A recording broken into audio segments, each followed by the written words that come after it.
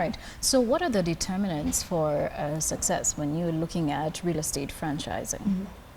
So real estate franchising from a B2B level. So really we measure our success both on a business to business and then business to client level. So business to business level, it's about coming in, making meaningful relationships with the local market, right? So we're not here to compete, if you will, but making meaningful relationships within the local market that supports independent entrepreneurs. So there's correlations with franchise businesses to entrepreneurship and job creation, right? So that's ultimately success. From a B2C perspective, so business to customer client perspective, our ideal end goal, if you will, is to see clients happy with agents. I've had a number of people say to me, you know, why would I pay an agent a percentage when they do nothing, right? And that's the sentiment.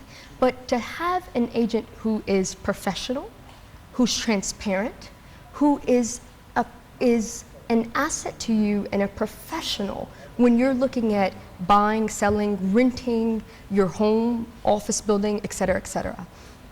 So increasing the level of professionalism in the market.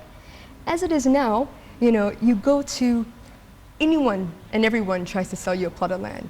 You go to your butcher, he's going to give you a kilo of meat, and he's going to tell you about a plot that's available. Right. You go to your dentist for a root canal, and he's going to tell you about another plot that's available. All right. Okay, so let's talk about the fact that we are looking at a very lucrative market, but also one that is having its own ups and downs. Q4 of 2015 did indicate a drop in apartment costs, for instance. In fact, it dropped by 2.3%, according to Haas Consult's report. And so what does this mean for you as a franchise? Does this mean that 2016 is going to look better? And if it doesn't, how do you expect to make a profit out of it? So, you know, all real estate markets have life cycles. If you're in the game long enough, you know that there are ups and downs. Right. You expect it. As a franchise model, it's actually a good time for us because usually when there's a downturn in the market, people are looking to affiliate. At the end of the day, they want to sell their property, right? Everyone needs a place to live. They want to sell, they want to rent. There's still transactions going on in the market. And the name of the game is making those transactions happen faster.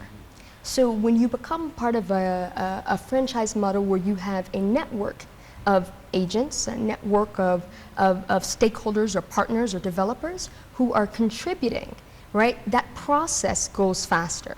And so we're not discouraged at all.